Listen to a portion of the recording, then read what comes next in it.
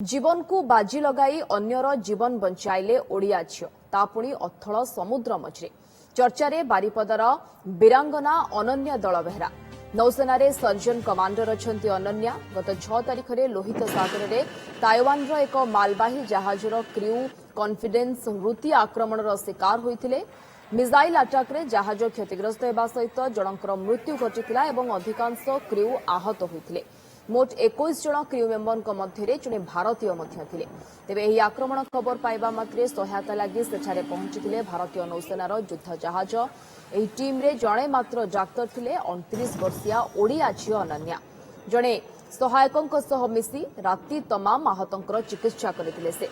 आहतों मध्य 3 जनकर अवस्था अति संकटापन्न थिबा बेले सेमानकर जीवन रक्षा करिबारे सफल होइछंती सर्जन कमांडर अनन्या बारिपदारे जड़े साहित्यिक मनोज दलबेहरांकर झील अनन्या को तांकर साहस और दक्षता पाई प्रशंसार सुओ छुटी